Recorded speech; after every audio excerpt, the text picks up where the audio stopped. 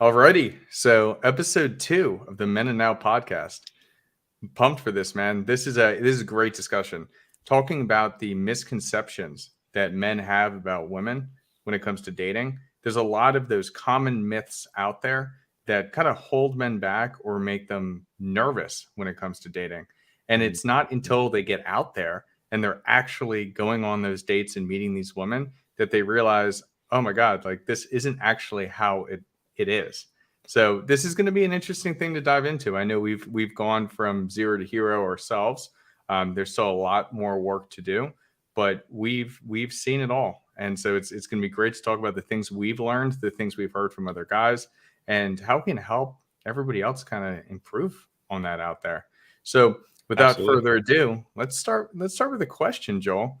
What is the Go. worst date you've ever been on, and then also, what is the best date you've ever been on? Man, great question, Suds. Worst date I've ever been on. I was, I think, 14 years old. I was a freshman in high school. And I started seeing my first girlfriend, right? We were a couple towns apart, like maybe a 20-minute drive. And we were on like maybe our like fifth date. So like my dad would drop me off at her place and we would, fool around, play some soccer, do kid stuff. And one night we were hooking up and her family was right outside having a bonfire. And one of her neighbor boys that I think had like a crush on her came like scooting up to like, pester us, be annoying. Like, what are you guys doing? Like that kind of thing. She was naked. And I was just in my boxers. And so obviously, covers her up. We're like, all right, man, get out of here. So he goes and tells her parents what's going on. So her mom comes up and she has to go out and talk to her in the hallway. And like, she's naked. I'm like in my boxers. I'm just like, are you fucking kidding me? And my first thought is like, okay, like what's happening here? This is unreal. And I'm like, please don't call the dad because her dad was like ex-military, like this, just legend of a dude. And so I called my confirmation sponsor. I was in confirmation for Catholic Church at the time. And I'm like, hey man, can you come pick me up? Because I didn't want to call my dad because I didn't want the parents to talk. He's like, yeah, I'll come get you. So he picked me up and yeah, worst date, man. So yeah, we've come a long way for sure. And best date then, we were talking, Hudson and I were talking before. We've had a lot of good dates, thankfully. One that stood out particularly recently was I was out with a girl. I met her just doing cold approach, and she was from Korea. So I'm Korean, and as you might guess, I do better with Korean women than I do with white women. And so she, had the desire, etc. Anyway, we're on the date, and something that I've noticed a lot with Western women is and in particular masculine women, they're very, very particular about like, do you have a job? Do you have the career? Do you have the money, etc. And she's like, oh, what do you do? And I was like, oh, I'm doing like a business startup. I got some like internet stuff up. And she's like, cool. And like, that was it. It was like the first girl that just didn't care like what I did and like how much money I had or if I had this great job or whatever. And like, we didn't even hook up. I didn't even bring her home, but just experiencing somebody that just didn't give a shit about like that stuff was just like, wow, it really stood out. Oh, that's awesome. That's awesome. Yeah. No, that's great. On my end, when I'm thinking about this, is to make sure I don't forget some of these stories. But I just was thinking about like with your story and like that definitely is a bad first date, or not first date, but a bad date in general. Uh, one of the worst dates I ever went on. This was back in high school too. Like when you're going back to the age, just like thinking about it. I think I was like 15, and I went to this girl's place. I don't remember how I got there, whether it was dropped off or whatever. But we just were hanging out in her basement, and we ended up watching Zoolander. It's the first time I had ever seen Zoolander. While we were there, I felt her up a little bit. Never took off her bra. We made out maybe a little bit, and it was just like that for hours.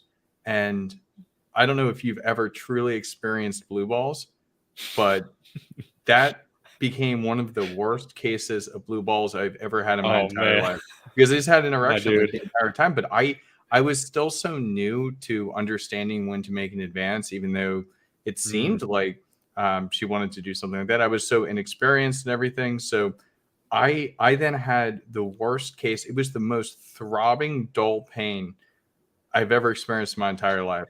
And I had to sit, like, her dad ended up driving me home afterwards. oh I'm just like wow. sitting Oh there in the no. car, and I'm like bracing myself and kind of like raising myself a little bit just because everything was hurting so bad. And afterwards, like, we had talked, like, it wasn't immediately afterwards, whenever it was, whenever I next saw her, she was like, why did you not make a move?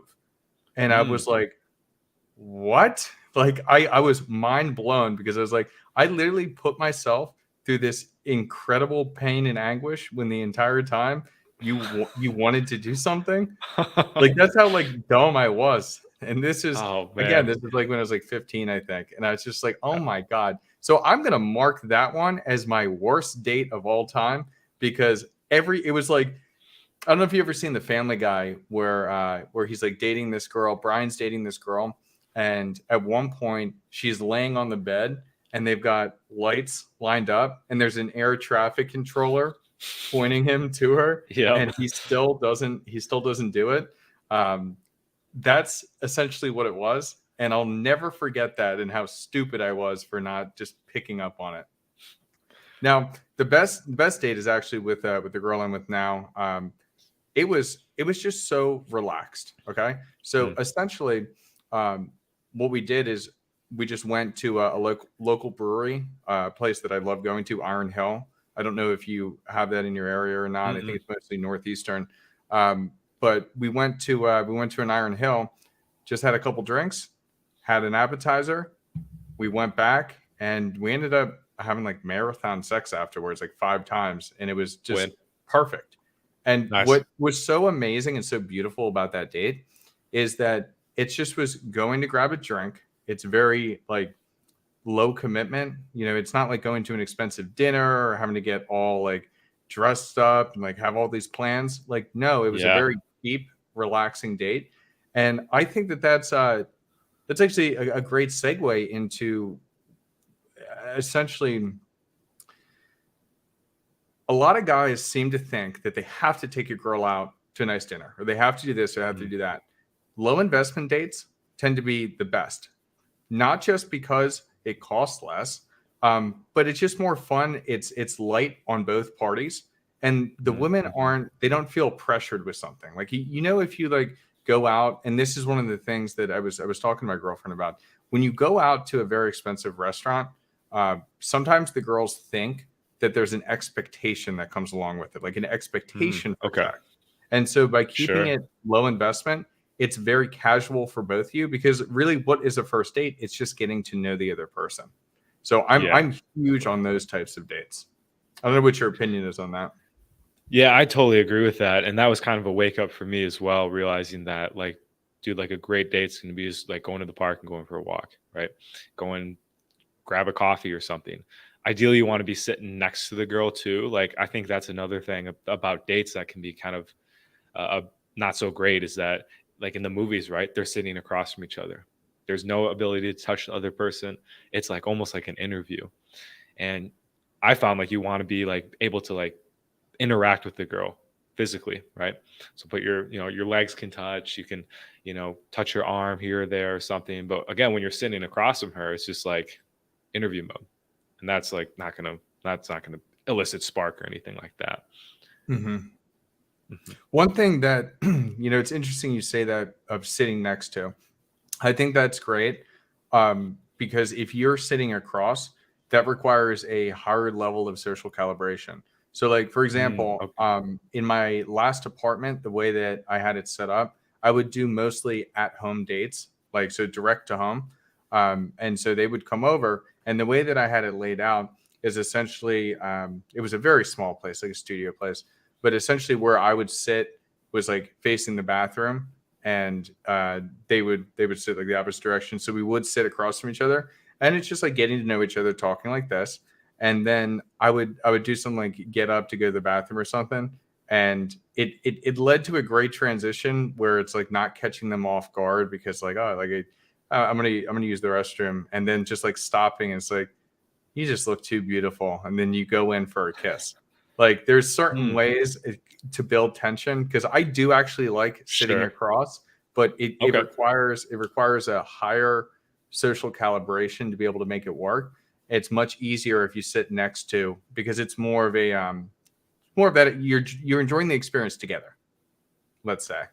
Yeah, for So sure. there's pros and cons to both, but definitely if Definitely. you don't Yeah. have the social acumen, sitting across it really causes a separation, and that separation, unless you figure it out, it's just you're never going to recover from it. Yeah. I mean, you're right too. Like you can start sitting across. Like obviously, I'm not saying like, oh, if you sit across from her by just like coincidence, like the date's over.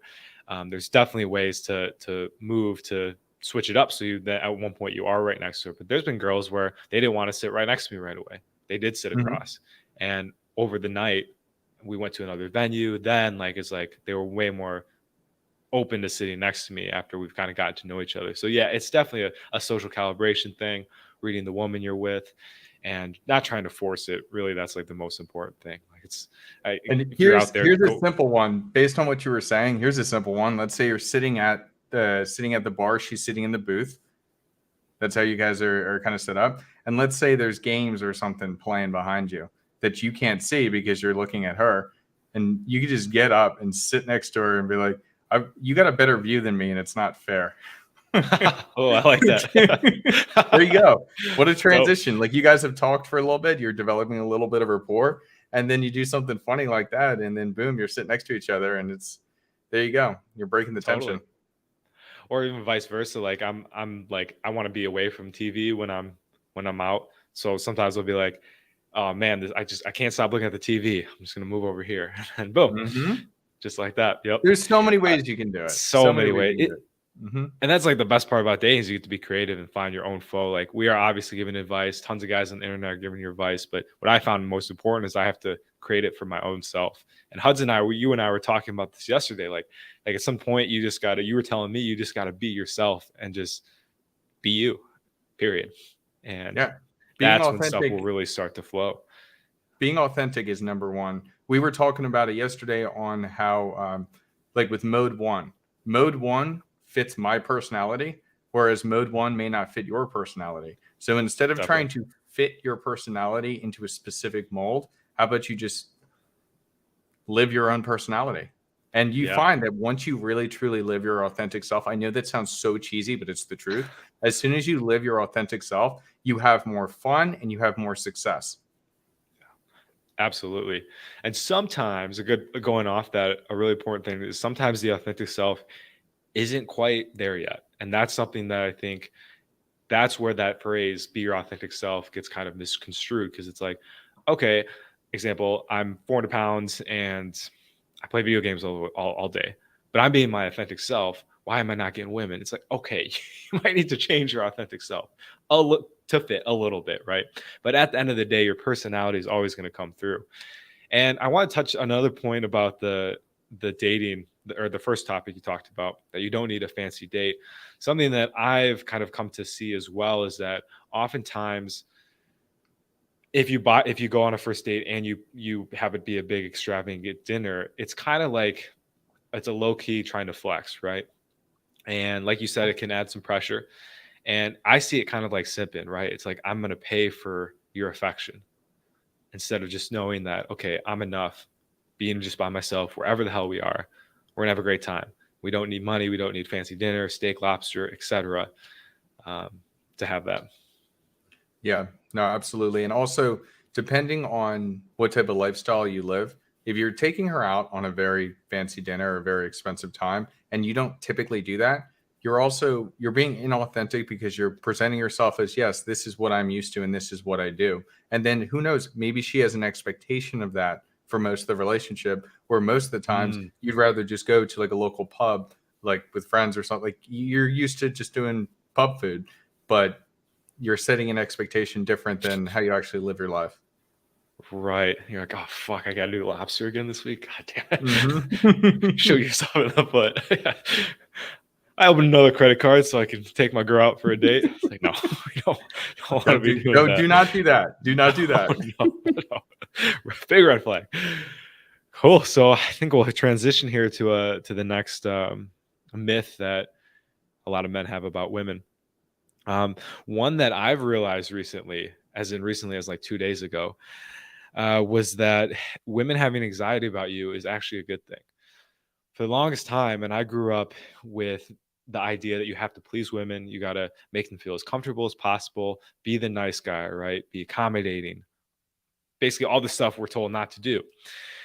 Well, and I was confused because I'm like, my coach, he'd always be like, dude, like, it's okay for them to be nervous and like not sure about you. And I just can never get my head around it. And finally it clicked. It's like when there's that anxiety, right? When they know that they can be replaced, that you can go find another woman, they're more likely to just like you and even fall in love with you, because they actually end up trusting you more because they know that you can't just fall in love with any woman in like 2 seconds.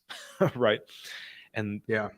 yeah, It's interesting. was Like kind of the way the kind of way you describe it is, if you're not needy, like having that scarcity mindset, like if she knows that it takes a lot to earn your devotion and attention, then she knows that no other girl is just going to be able to walk in and take you away from her.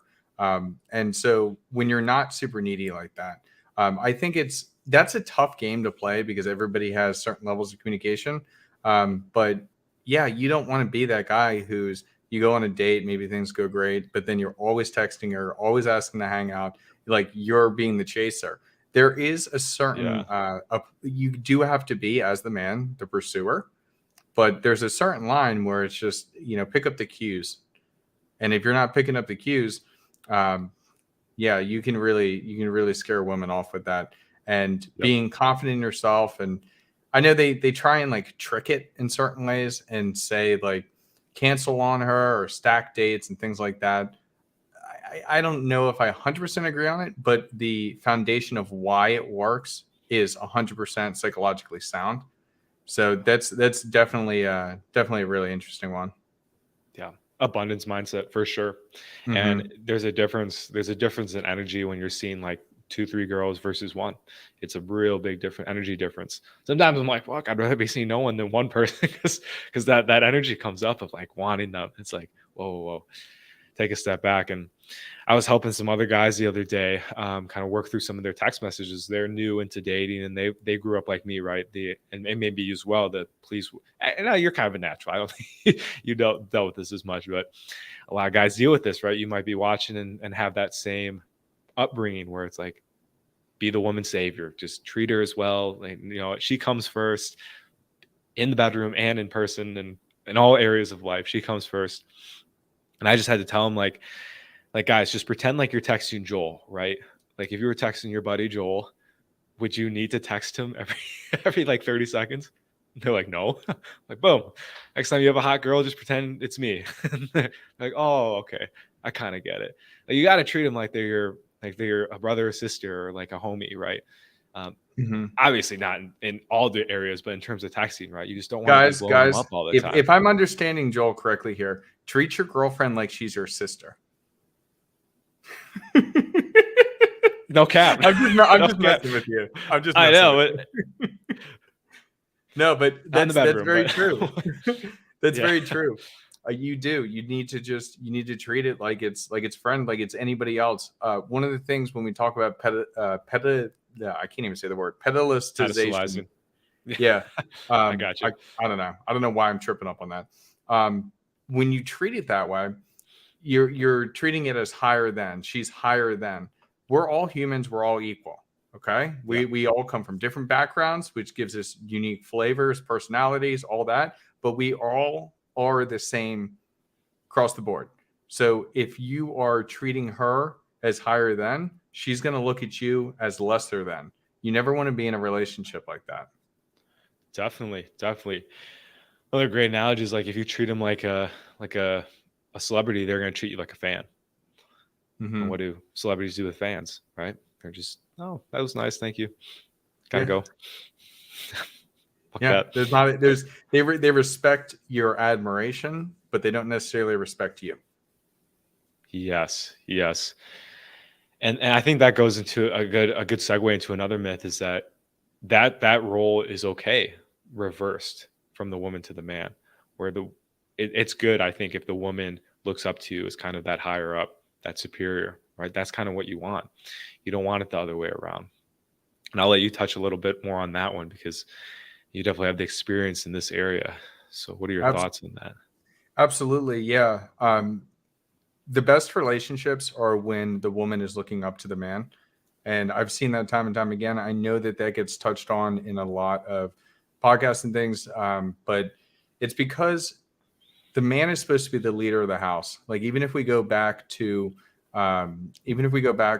religion, like let's say Christianity, it's essentially God, the man, the wife, the kids. That's the order.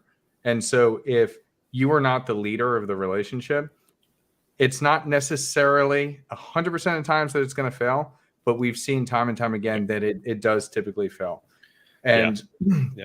I don't think there's anything wrong with that. I know that like in today's society, modern society, they'd be like, "Oh my God, like that's so misogynistic."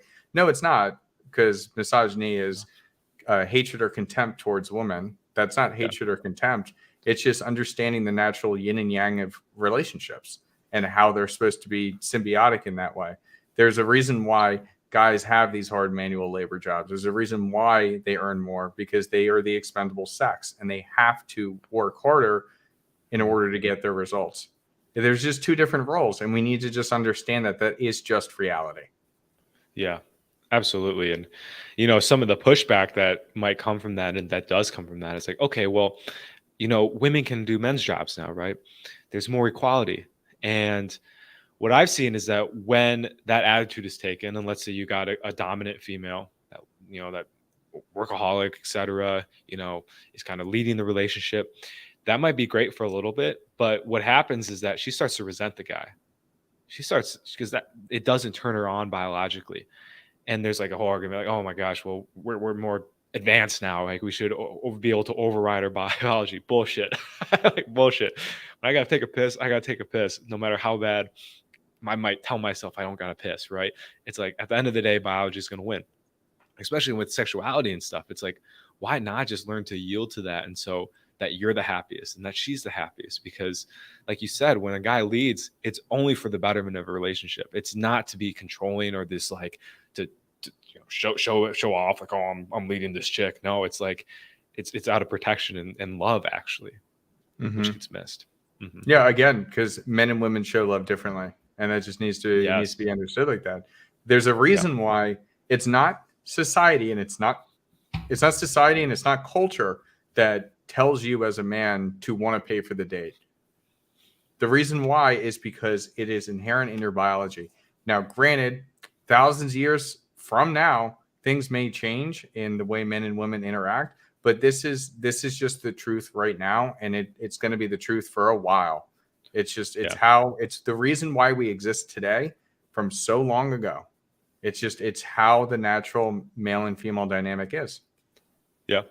Absolutely. And there might be some pushback as well. Keep going on with this. Is that like, well, that's not fair, right? You hear that a lot on like shows like Fresh and Fit, right? They get angry. One thing is that when you reverse the roles, some things aren't fair from the guy's perspective too. So it's like it balances out. And I think sometimes it's, at least right now in the culture, the main focus is how it's not fair for the women. But when we really analyze it, it's like it's also not fair sometimes for the guys. Like a lot of guys have to wait till they're 25, 30 to start dating. Women do get a lot of attention when they're younger, and a lot of guys struggle with that. Men do have to put in really long hours, 80, 90 hours a week usually, and that is to provide for a family, for kids, for the wife, etc. And so it goes both ways, right? But I think the most important thing is just not to complain about it and accept it, and then move accordingly, right? Yeah, I mean, we can change rules, but changing rules takes a long time. It's better to understand that these are just the rules of the game, and I got to play those rules to win. Yeah. That's all it Yep. is. Yep. And you can try to try to go against the rules, but I tell you guys from experience, it doesn't work. I tried to be the most feminine, loving dude. You? You're like, yeah, not me, right?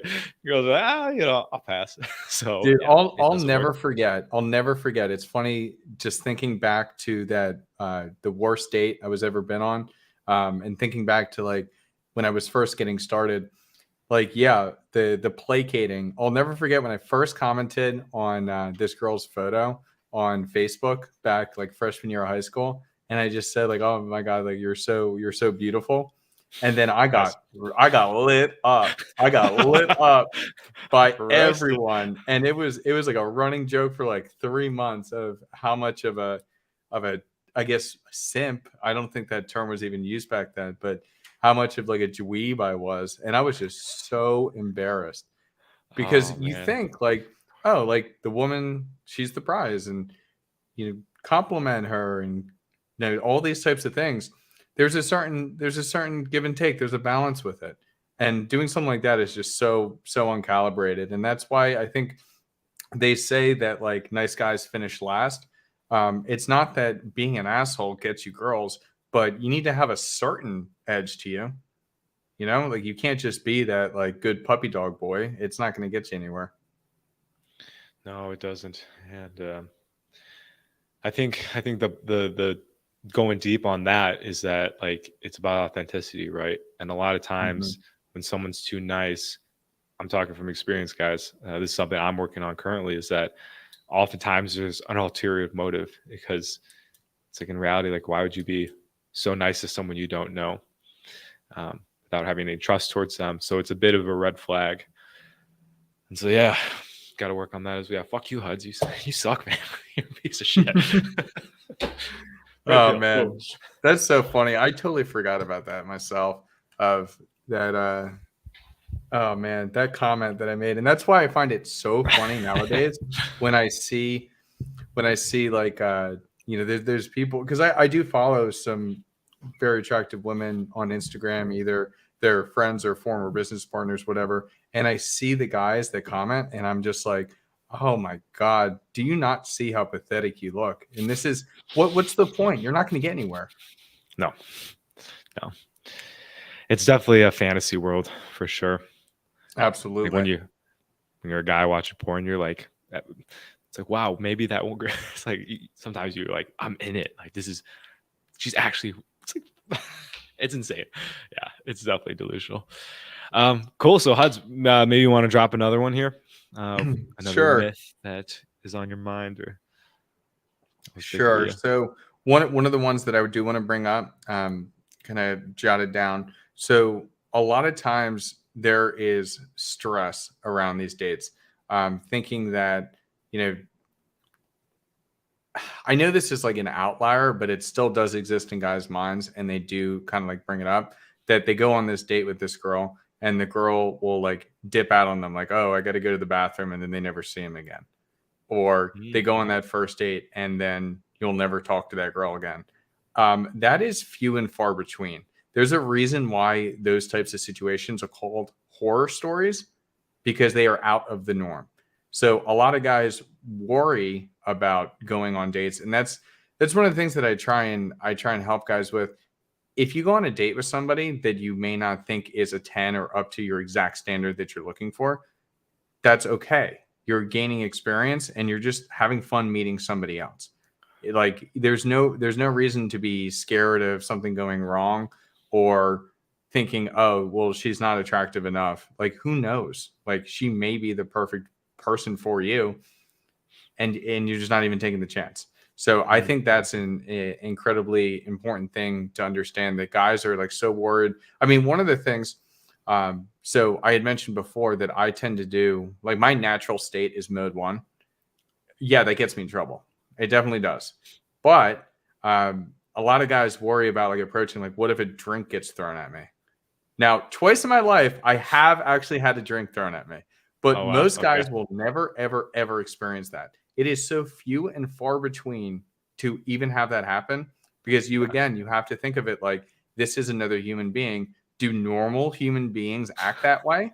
Mm. No. So, like, let it go. Let those things out of your mind, because you're worried. you're giving yourself excuses not to get out there and not to experience life in the way that you want to, truly. Absolutely. And guys, you might be hearing this, you might be like, okay, that makes sense logically, but I still feel, right? I feel that that's going to happen.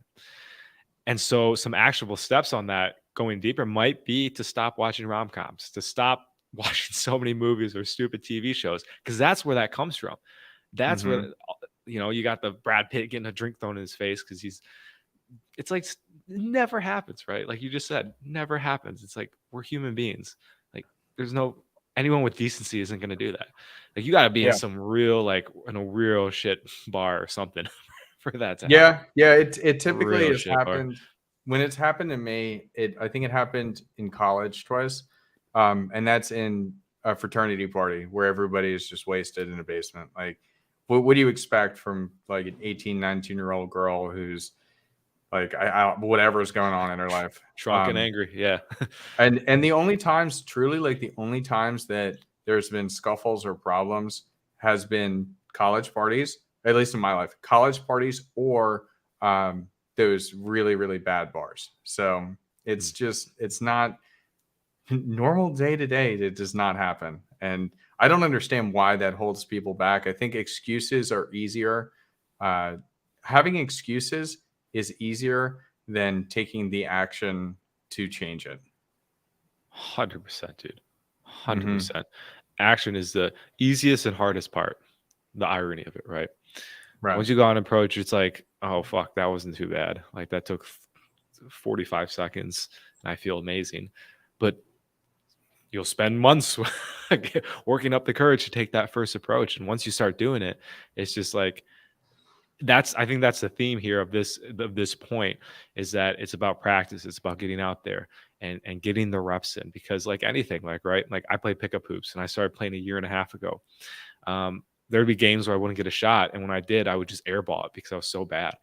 And it was like, yeah, I could have let that stop me. And there was times I did. So like, if you're feeling defeated, if you've gone like 4 dates and nothing's happened, like maybe take a step back and reevaluate, talk to someone, get a coach or something, and try to figure out, maybe, because there's probably something you're doing if you're having negative results over and over again, right? Like we're always a common denominator in any of our relationships. But at some point then too, you gotta get the bootstraps up and then go out there and give it another round. And that's really what's going to get the success. So like for today, for example, so I'm planning a move to get out of the States here. And I thought I was going to be like gone like a week ago, but I'm not able to sublet my apartment. It's been very difficult. And so I stopped like approaching like this last week. And Hudson and I talked last night, and he like gave me a homework assignment last week, and I didn't do it. And I was like, fuck, I gotta fucking do something today. So I went out and started doing approaches, and they were awkward, and first couple were very uncalibrated, but by the fourth, I was like, oh, this is awesome. This is great again. So again, just getting out there and getting action. Absolutely. Yeah. Even myself, like when I go out, it takes a couple approaches before I hit any type of flow. And even as a veteran with this, even as somebody I would say is above average when it comes to picking up girls, it takes a lot of time. It takes time to get there, and then it takes time to get started. There's no way that you're just gonna, in the same way when we talk about like warming up with sports, you're not just gonna jump on the field and be perfect. You need to do a little bit of something like taking a couple shots before you're able to start sinking the threes again. Even though your body knows it, it still takes a little bit to get it back into its flow to be able to just execute. Totally, man. I think another really good strategy guys can do to warm up is talk to people that you're not attracted with, right? Get some, just to start talking to people in general. It doesn't matter if they're hot or if they're a dude. It's like, just start warming up those vocal muscles, get those first couple squeaks of your voice out of the way when you're first starting in the day. Like that's how I start off my day. I saw a buddy at the grocery store, and we chatted for a little bit. And when you talk to a guy friend, you're just like, what's up, dude? Like you're full of life, and obviously you don't give a shit if they're going to sleep with you or not. So you're much more yourself. And then you can take that into the next approach when you actually talk to a girl you think is hot, and you'll have that energy.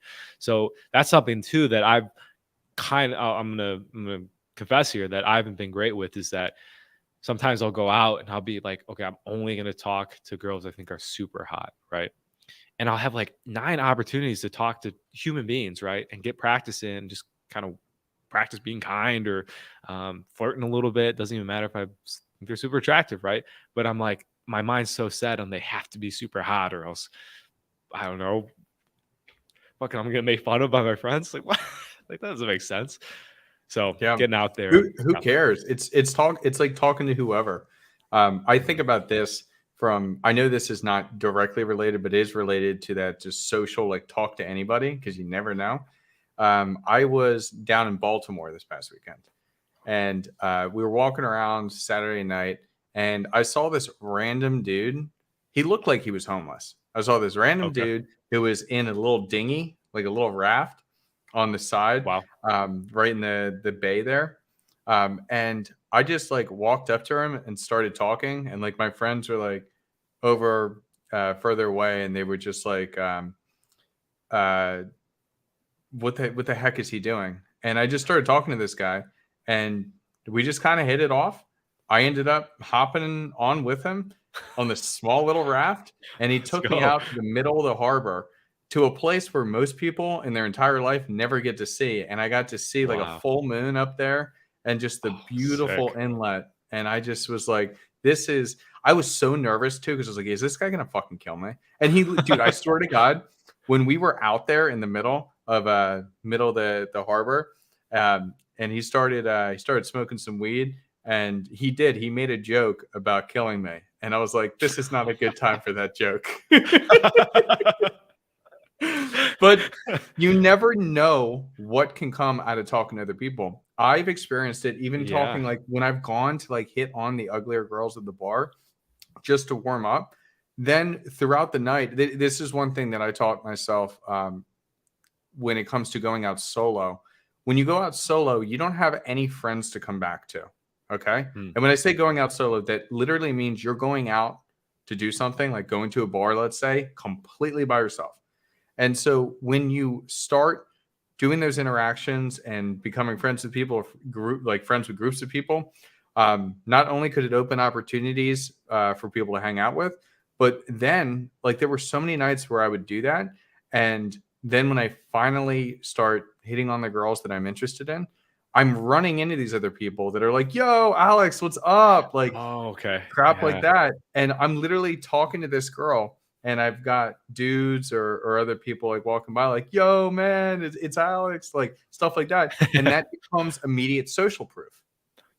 And so it's so Absolutely. important. It's so important to talk to and meet everybody, or as many people as I guess you feel like you can, because you never know the opportunities that can come from doing that. If we're so selective, we don't navigate life as well, I guess you could say. Yeah. 100%, man. And guys, I think a great example is how Hudson and I met, right? Like we hopped on the live stream randomly with another one of our friends, Jaron, and it was about addiction. Um, Completely random, right? And fuck, I'm like, let's be open, let's have fun and kind of meet these guys. And here we are today. Like, how crazy is that? And if I would have been closed off and been like, well, Jaron smokes weed once in a while, so I can't get it's like this never would have happened. Mm-hmm. So 100% got to be open to that. Yeah. And I think that's huge. Like not being judgmental of others. I mean, just to broaden your social circle and the people that you meet and how you can grow as a human being. When you're judgmental of others and the way that they choose to live their life, you're just not going to get that far. Like, I don't care how certain people do things. I don't necessarily agree with it, but I don't care. I mean, hell, Nice. I go to gay clubs a lot. They're a hell of a lot of fun, and they're also the best place. And this, you know what? I'm gonna drop a gem here that a lot of people don't know and don't think about. If you're trying to pick up girls, and you are a man, one of the best places to do it is a gay club. Do you know Tell me more. why? Do you know why? Take a stab as to why. Well, my guess is that because the girls go there with their gay friends just to have fun, and then they actually meet a straight guy. It's like you just stand out. Like, I mean, you're just like a glowing beacon of of sex. Exactly. Yeah. Because during that night, they are surrounded by a lot of feminine energy. And then when you're there, Oh, when you're yeah. there with masculine energy, you stand out like a beacon of light. Okay. Oh, I actually was huge. talking to Dude, John that's Anthony, awesome. John Anthony Lifestyle. I was talking to him about this, and it was funny because he used to do the same thing. And it's something that is so simple. Like you already knew the answer, but nobody thinks about it. Like nobody would say, "Oh yeah, we're hitting the gay club tonight." Like Right. this is a 'Cause- ridiculous thing to say, but it works, and it's wow. brilliant. It's brilliant. It's really interesting. Yeah. I think we got our first short for the channel. Right. This gem. Yeah, dude, right? Because yeah, if you tell your boys, let's go to the gay club, you fucking Yeah, gay. they're like, "What are you It's like, talking duh. about?" Oh, that's great, man. That's funny. Guys, after our show is gonna be at the gay club tonight. Come by. Pun intended. Dude, there is a cool place in Philly here. It's called Voyeur, and they're one of the only late night places that's open. So they're open from 2 to 3:30. So once all other bars in the area close, they're still open. So Ah, there is an okay. influx of straighter people at that time. But if you ever strike out and then you just head to Voyeur, you can clean up pretty well. You may get your butt grabbed. I've got Mm. my butt grabbed plenty of times, but You dog. I've gotten grinded on. I've got my butt grabbed. It's uncomfortable, but you just kind of like, oh no, sorry, and move on. Oh But yeah, I it's bet you do interesting because great at those clubs, man. you can also experience what it's like to be a girl in a normal club, which I think Ah, okay, I touche. thought also at the same time like helps you kind of understand. Um, yeah, you are like a fish in a shark pond, and it's you got to imagine how some of the girls feel and why it's so important to make them feel a Mm. certain level of comfort before making a move. Okay, wow. I didn't even think of that from that perspective. And I bet it feels good too. And I mean, honestly, like guys are I hitting don't on know if you. I'd It's say it like, feels good to get grinded on by a gay guy. oh, not grind, you're like, you're a handsome dude, right? It's like, oh, okay, Yeah, thanks, man. I do let it I get to my appreciate ego, I'm not gonna lie. it. I remember when I got clean, like got into addiction recovery, my first sponsor, he was trans. And he's like, dude, you'd be a great gay guy. And I was like, fuck. And I thought about it, I was like, wait, could I? Like, no, I can't. Yeah, but, yeah, gay guys are great, man. My current sponsor's gay and he has a great time. So anyway, transitioning on. One myth that came up as you were sharing your last share was this idea that you have to have a group of guys to go out and meet women. And the solo game, man, it is alive and well. I'll tell you, I've only been out one time to do approaches with another person. It's always been by myself. And that's because I don't drink, so I don't go to clubs or anything. I'm like at grocery stores most of the day, so I just like do it when I'm there or at Target or at the gym or something. Target, by the way, guys, it's a great spot, or Whole Foods. Like, don't go to like Pick and Save or something. Yeah, Go to Target or Whole Foods. Whole Foods, Yeah, 10 out of Whole 10 Foods. for meeting girls, yeah. 10 out of 10. Absolutely. Or maybe like I heard Jaron said IKEA was a good one because people are always, but then you might run into like couples. Yeah. Anyway. Yeah, you Anyway. tend to you at IKEA, you tend to find more groups instead of maybe a single girl who's out, but it's not a bad one too. It's a big place. Yeah, for sure. Good meatballs. And so the I think the point of this is that guys, if like don't use that as an excuse, like, oh, I have all my friends have to join me before we can start going out and dating. I can start working on this, right? Like you're gonna have the most growth when you go out by yourself. Some of the most growth anyway. And you'll feel you'll realize that yeah, this is really my journey. That's something I've learned by going solo. It's like Mhm. I can't rely on my boys to come wingman me. I have to do this. Like it's me or it's not happening. Period. Yeah, I experienced that a lot. When I really trained myself, it was back in 2017, I believe. I spent an entire year. So for me, I like going to bars. I do like drinking. So for me, every Friday and Saturday night, I would go out to this one bar called Steam. And I would have to go out solo. I would always prefer to go out with my boys and go do this with somebody else. But there was time and time again where they're like, oh, not tonight, or this, that, and the third. Maybe one of those nights I would be able to go out with them, but I couldn't. At the time I was living back home with my parents, And it's like, I can't Okay. restrict myself based on my friends not wanting to go out. And so Yeah. for an entire year, I went out whether they would be joining me or not, just so I could sharpen those skills. And there were plenty of times where I just met some of the most amazing people. Like, you just meet so many cool people when you go out on your own. And it teaches you how to make friends quickly, which I think is huge. And being able to, yeah, like as I said, when you're going out like that, and then you start making friends or talking to people that you may not want to be approaching right away, it gets to the point where you know everybody at the bar, and all of a sudden you immediately have social proof, because it almost seems like you're a celebrity because everybody knows you. Okay. It's a And guys, really that's a good interesting, point. yeah. Yeah, you've been touching on it, social proof. Definitely. Can Hmm. you elaborate on why that's so important a little Sure. more? So with social proof, like, why do girls, why are they attracted to or want the guys that other girls want? And why do they talk shit on girls that may have a high value guy? They do that because social proof essentially shows that this is a very attractive man. He's a trophy. And so the girl that has him, it's like, like that bitch, she's fat, or she's this, or she's that, the whatever. That's why they try and tear them down. And it also gives a sense of comfort. Pre-selection is a very, very Mm, powerful thing, because if you are pre-selected as a man and a lot of other people like you and a lot of other women like you, then immediately a girl's going to pick up on that and say to herself, okay, so like this, yeah, no, this guy's the real deal, because it's a stamp of approval ahead of your interaction with her.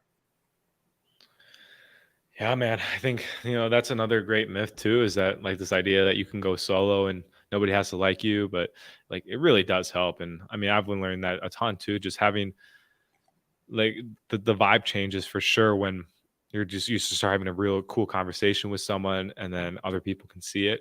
And obviously, like, don't just do it so you look cool, right? But actually enjoy the conversation and stuff. Yeah. That's like when I was in high school. So my second girlfriend after the worst date, I had been chasing her for like 2 or 3 years, right? And sophomore year, I was a captain of our cross country team. I was winning races. I was in the paper, and would you know it, she was she suddenly wanted to be my girlfriend. And now I see it. A lot of that was because there was suddenly social proof. I was suddenly not this random dude. I was like a bottom of the totem pole. So it does make a big difference, and it's interesting. And like what are your thoughts on then if like a guy doesn't have a great social influence? What would you suggest on them either taking time to keep to work on growing that, or still trying to go out and date? Like what are your thoughts there? So I it depends on like how you're going out to date. Like, obviously, day game, night game, those things are very, very, very different. Um, I think that it's important as a man to have something regardless, whatever hobby or interest. And if you don't have many, just try something. I think we may have talked before, like potentially just doing something like salsa dancing, like an hour a week. It's not really a huge time commitment, but it adds flavor to your personality. So I don't think it should hold you back from dating or meeting people, but definitely try and expand yourself in some weird way. It doesn't matter what it is. I mean, I know myself, like, I just know so many weird random things. Like, I just told you yesterday, I was bored as hell. And for whatever reason, I decided to build out an entire sports betting website. Like, that's a random skill to know how to build websites and payment systems and things like that. But Mhm. it's because I just spent time a couple of years ago learning how to do it. I don't know. Like, be interesting by doing random things. Who cares? Yeah, Like, and I totally, think man. that it just adds so much depth and value, because when I'm talking to people, whether it be job interviews, potential clients, or any type of sales, like, or just even just a random person at the family party that I've never met, I'm able to connect with people on so many different unique levels because I've had my hand at least slightly into something that's relevant to them. And I think that, Mm, that's yeah. huge when it comes to growth as a man. You want to you want to, like, I know they say, you know, what is it? The master of none thing. Like you're a what's the Jack of all trades, master jack of of all none. trades, master of none. Yeah. So you don't necessarily want to be a jack of all trades, master of none. You want to be an expert in certain things, but Mhm. at least having exposure and experience to as many things as possible is really cool. Yeah. Yeah. I mean, man, because you've dabbled with quitting alcohol. That's why Hudson and I connected, because you and I connected, because it was like we had that commonality. And you obviously don't like you don't have a YouTube channel on getting clean from alcohol, but it was enough for us to create like a bond, right? And so Mm-hmm. that's a prime example right there of exactly what you're talking about. I know for me, like going out playing learning how to play basketball, which has been huge. Like, because not only will women treat you better, guys will treat you better too, and they know that other guys like to hang out with you. Like it's just a universal human thing to want to go towards whoever's kind of doing their best, having fun. Hypergamy, I don't think is specific for women. Obviously, we men are hypergamous too, especially in business. It's like, okay, I can Men are check. extremely. That's so interesting you say that because I don't think that's ever touched on. Men are extremely hypergamous. We want to hang out. If we can hang out with the cool guys and the cool, successful guys, we're gonna do it. Like there's no questions asked. Totally. Look at freaking high school, man. Like everyone's following around the guy that plays football, right? Just like puppy Mm-hmm. dogs. It's like probably more than women, honestly. Um, so yeah, absolutely. And just not only guys like that going out there, learning different crafts, having hobbies. It's not even for the women. It's gonna make your life so much better and more enjoyable. Some of my worst days have been when I'm like, fuck, all I have to do is work. Like this sucks. But when I know like, oh, I can go hoop at the night, or I can go golf at, like, I'm not great at golf, but I'm getting a lot better. And I went the last 2 days, got paired up with random people, guys, right? So we got to share some masculinity, hit some balls around, and it was a great time. And I had no idea who these guys were. And because of having practiced socializing, gone and up doing cold approach, it was a lot more enjoyable than had I been, still so isolated. And they would probably been like, all right, man, you can go ahead. This is awkward. Dude, that is. I totally forgot about this. After I took that thing, the dinghy around the harbor, and like we went to his houseboat and whatnot. Later that night, we ended up walking by a group of people, and I just started talking to them, and we got to go on their yacht and drink for free. No So way. like I totally Let's forgot go. about that until right now because I got like both their numbers in my phone.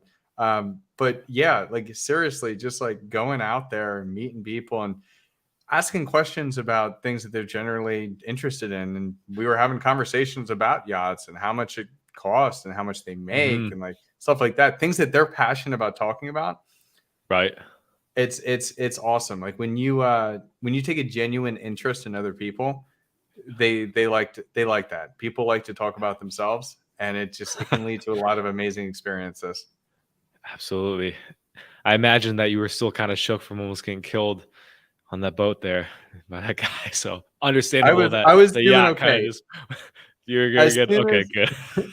as soon as we got back to his houseboat and he gave me a drink, I was like, we are alive. But yeah, no, the yacht definitely was a lot nicer That's than sick, that. dude. But it still was an amazing experience, and I'm so Yeah, appreciative that he was open to it. And again, I can't stress this enough. If you don't put yourself out there, you never know what life can bring you. absolutely. You never know, and you see it so many times. Guys spend their whole lives afraid to do that, and they're unhappy, and it's sad. And it's just also a good reminder for young folks, or I mean, it doesn't even matter what age you are. You can always go out there and start working on that stuff. Mm-hmm. 100%. So I have one more myth here that kind of shook my world that we'll touch on, and it's that women can walk away and will walk away at any point. I grew up thinking that women were the loyal ones, right? That they will stay around through thick and thin.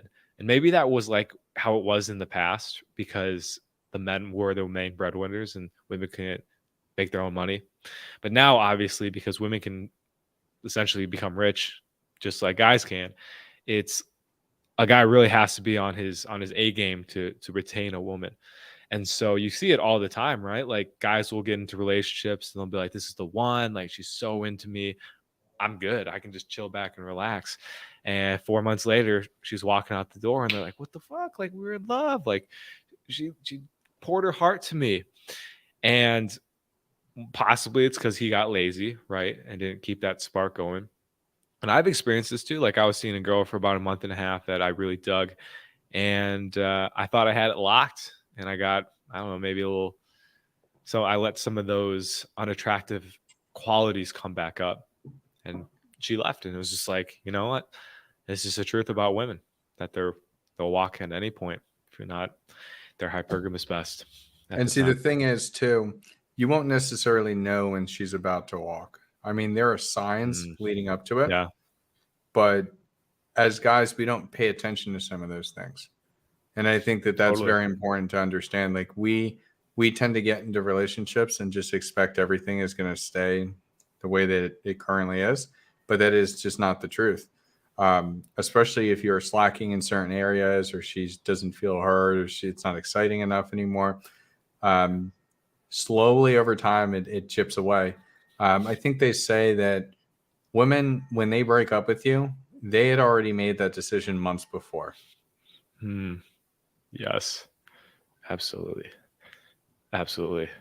Unless you've been dating for a month, that's probably unless a few days before. This is more long-term. Yeah. So like if you're dating somebody, let's say you're dating somebody for like a year and a half. Well, she decided after 12 months that she was going to break up with you, not 15. She was thinking about it for a couple months prior to, and just waiting for the right moment to do so. Oh, wow. What are some of those signs that you've seen that signals that girls are trying to bounce? Well, that's a little difficult, and maybe we need to do this as a separate episode because I want to make sure I formulate all my thoughts on that. Obviously, the basics, though, for right now, the basics are her withdrawing some of her attention. So let's say, for example, she would always text you certain times of the day or many times a day, and then you guys continually have a couple days where you're not really talking. Let's say she doesn't want to be physically intimate anywhere near as often as in the past. Let's say she's working longer hours or seems to be doing more activities that don't involve you. Those are just some very, very basic things. But I think this may be a good conversation that we dive super deep into at some point. Absolutely. I like that idea. I'll list a couple off that came to mind while we're on the topic. One, the main ones that I noticed were she wasn't on time. She stopped respecting my time, right? Showed up late and she was usually on time every time. And just there's that almost the text was a big one, right? Texts were a little shorter. They're a little more like passive aggressive. I saw it coming though. I was like, "Ooh, I know what's coming." I was like, "I fucked up somewhere," so it's coming. But we'll see when the ball change drops. in behavior. If you're used to a certain pattern and you start to see a drastic change in behavior without a reasonable reason why, it's obvious. The writing's on the wall. Yeah, and like you said, they just need that out for that reason that they can say it and feel okay about it. Like, oh, this happened, so I have to step away, right? Cool. So yeah, we'll definitely have a video on this sometime in the future, guys. Like, I think this is a great idea, a great topic. I'm out of myths that have blown my mind. Any more for yourself, Huds? Yeah, definitely one that I think we touched on very briefly on the first episode, but I definitely want to hone in on again. The myth that women care about your wealth, your status, and your looks as the most important. You can break those down into different things, but women don't care as much about the money that you have that I think pressure is put on men that we do have. I don't know if you feel the same way, but the amount of money I have and not looking like Brad Pitt or Jason Momoa does not affect me that much. It really comes down to who you are as a person. Are you interesting? Are you fun? Your mouthpiece. Again, as I was talking about game versus frame and all those different things, it's all about your game. Are you fun to hang out with? Is your social acumen there?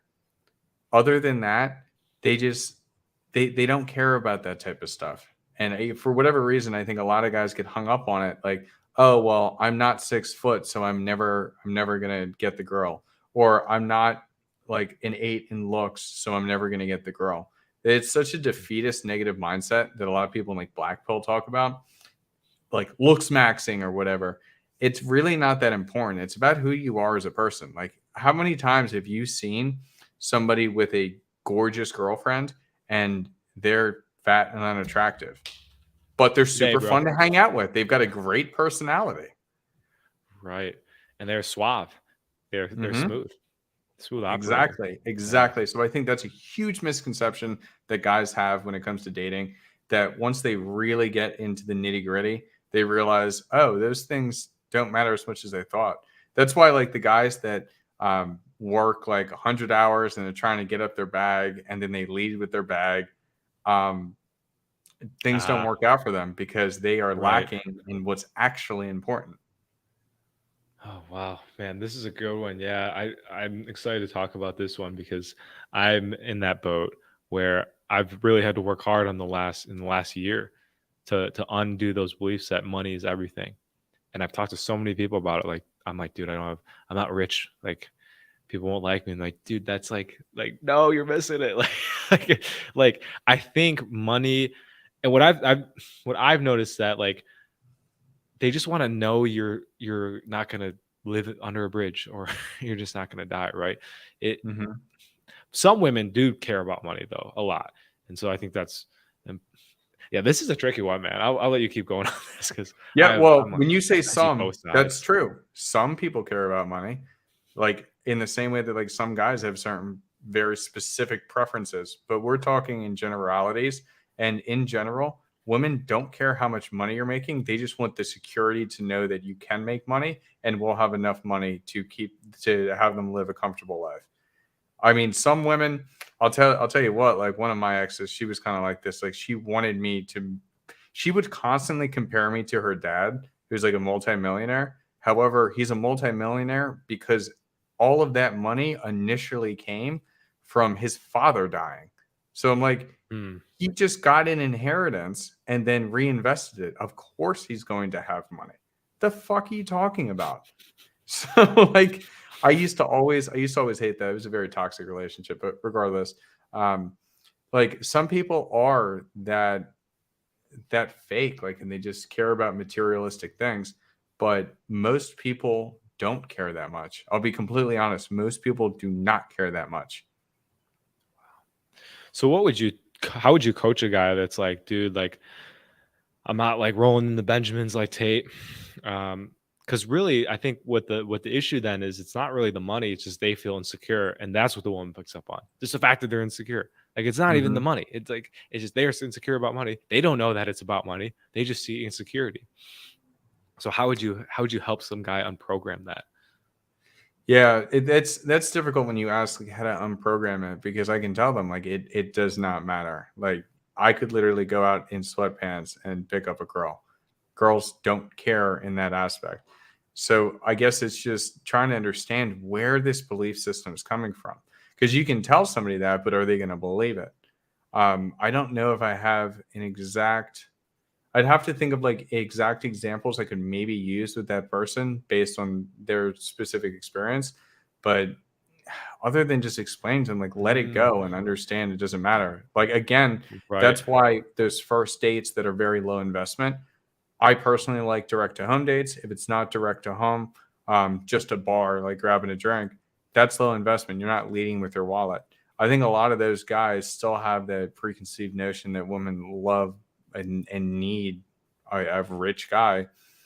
They need to understand, like, all right, if you're taking a girl out on a date to an expensive restaurant every time, how about you try something a little bit more casual? And that's one thing I will help them on, is I'll go through with them and do just I'll run their conversation and set up their date, and just having a low investment date and it works well. It's almost like a light bulb. It's like, oh, so I can spend $10 on a date and it works out. Sometimes it's just going through that experience first, and then once they go through Mm, that experience, then they it their eyes are open. Definitely. And you can go on free dates. Get a club soda and water. Bartender won't Yeah. charge you for that. Yeah, you can go Or as you $0. said, going to the park. Like Park, one of yeah. the things that my girlfriend was mentioning earlier is like even just going to a park and having a small picnic or something. Like, hey, meet me here and let's just have a picnic, like something Yeah. like that. It's just silly, it's cute, it's fun, and it works. Like you don't have to spend any money for a date to work. And I don't understand where that comes from. And then also, like money wise, you don't need to have like Gucci and a Rolex and like all that stuff to look good. I do most of the majority of my shopping at Kohl's and places like that. I Let's spend go. Let's next to go. nothing. I spend next to nothing on my clothes, and I look fresh as hell all the time. Hell yeah, dude. Target, $9.99. Did you pick up a Hotel, girl when you went? $7. Oh, One for each dollar. Yeah, dude. 100%. I going off that, man. I was under that belief that you have to look really good, right? You have to have the six-pack abs, you have to have muscles. And although sure it maybe helps, I'll tell you when I got jacked, like I was a lot bigger than I am now. I like lifted for like 2 days every day in the summer, twice a day with my football buddy who is actually jacked, and I got ripped, and no one gave a shit at all. They were like, "Cool, you're jacked. Good job." look at this gym rat over here, gym rat Joel. Whatever. They're like, he's got discipline. He did something with, he's not a skinny dude anymore. But still, girls weren't just flocking like I thought they were. They would. To answer that question, something my coach told me about why, like you said, like I don't know why money's so prized, right? Well, what he said is that it's because, it possibly is because since women can make their own money now, and they don't really need a guy to provide anymore, their hypergamous nature comes in, and therefore since they're making 100 plus K a year, a lot of them, the only logical thing is for a guy to have like 200K, right? That just will fulfill that hypergamous need. And therefore it just almost has gone up just by default, right? It's not like because of this. It's just because inflation's grown, people can make their own money. So that really kind of blew my mind too. And like he did a lot of dating in like Thailand, countries where the currency wasn't as high as it is in the US or like Australia or Europe or something. And so those women were still very dependent on a guy being able to provide. And so they didn't care about that stuff as much because they didn't need to. And because of in the West that, like I said, that everything's gone up, that may be a reason why that people care more about money so much. It's like Could be. It's interesting, especially when women are making more, and then because they're making more, they're used to a higher lifestyle that they expect that getting into a relationship would mean that it's going to accelerate them that much further. Like, so if they're used to living the 100 plus K lifestyle, then they expect that getting in a relationship with a man means that they're going to hit that 300K plus lifestyle. But it's just, yeah, I don't know. I mean, that's an interesting topic we could dive into at some point. For But sure. yeah, definitely lots of things to think about on that. But Yep. I think, and also another one I want to talk about. We'll have a topic on this, and we'll talk behind the scenes on it. Potentially doing something on fashion. I think that a show in and of itself on fashion would be great because, as I said, like I shop at Kohl's and I shop really cheap. It's really about the fit of the clothing, and there's a lot of things you can do with a little bit of money. So I think that would be an awesome one. Oh yeah, dude. But Let's outside go. of that, I think I'm good to wrap this one up. Do you got any Sweet. final thoughts? One final thought back to the needing to look good. What I've learned kind of too is that this for needing to lift weights, exercise to look physically attractive is actually a feminine quality. And when I heard that, I was like, oh shit, because that's what like, yeah, I like want to live longer and stuff, but the main focus was to look good. And that is a very feminine quality. So something to look out for and think of too. And yeah, that's all for me. Awesome. Well, thanks everybody for tuning in. This is fantastic. Can't wait to continue to. I guess we should let everybody know we got a special guest coming next week, so that's going to be very exciting. We're going to be doing that on Monday. We'll keep you in the loop on it, and then we're just going to keep putting these things out there. If there's anything that you guys want us to specifically talk about, go ahead and throw it in the comments or message either of us, Instagram, wherever. For me, my Instagram's right there. Sobriety University. Make sure to follow Joel over there. Some great content. And until next time, guys, peace out. Peace out.